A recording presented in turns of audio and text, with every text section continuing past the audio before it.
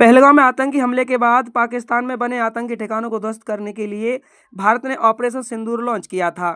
इसके बाद पाकिस्तान के पलटवार का करारा जवाब देते हुए भारतीय वायुसेना कई पाकिस्तानी एयरबेस को ध्वस्त कर दिया था। 7 से लेकर 10 मई के बीच भीषण सैन्य संघर्ष हुआ।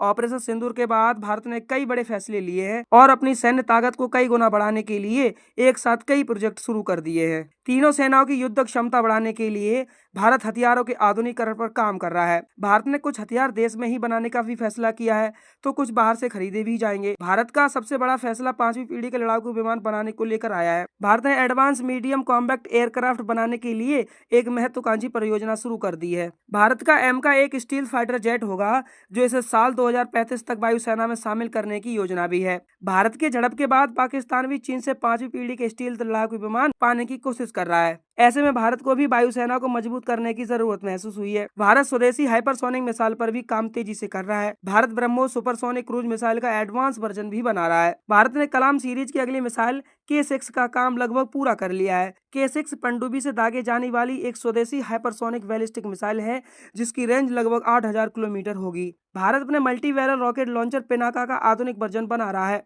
रक्षा अनुसंधान एवं विकास संगठन यानी DRDO जल्द ही 120 किलोमीटर और 300 किलोमीटर की विस्तारित रेंज के साथ पिनाका रॉकेट सिस्टम के नए वेरिएंट का निर्माण शुरू करेगा। DRDO भारत की अब तक की सबसे उन्नत हाइपरसोनिक मिसाइल प्रोजेक्ट पर भी काम कर रहा है। प्रोजेक्ट विष्णु के तहत ETLDHCM हाइपरसोनिक मिसाइल सिस्टम विकसित किए जा रहे हैं। इन मिसाइलों की स्पीड 8 मैक होगी, लगभग 11,000 किलोमीटर प्रति घंटा की होगी। भारत इजराइल से एयर टू ग्राउंड हमला करने के लिए दुनिया की सबसे घातक हथियार माने जाने वाली एयर लोरा मिसाइल खरीदने की योजना बना रहा है। एयर लोरा मिसाइल सटीक पिन पॉइंट हमला करने के लिए जानी जाती है। भारत रूस के साथ S-400 की तरह स्वदेशी एयर डिफेंस सिस्टम भी बना रहा है। इसे प्रोजेक्ट कुछ के तहत बनाया जा रहा है। ऑपरेशन सिंदूर के बाद इस प्रोजेक्ट में तेजी लाई गई है। इसके तहत कम दूरी, मध्यम दूरी और लंबी दूरी के खतरों को हवा में ही रोकने के लिए 3 संस्करणों को विकास किया जा रहा है।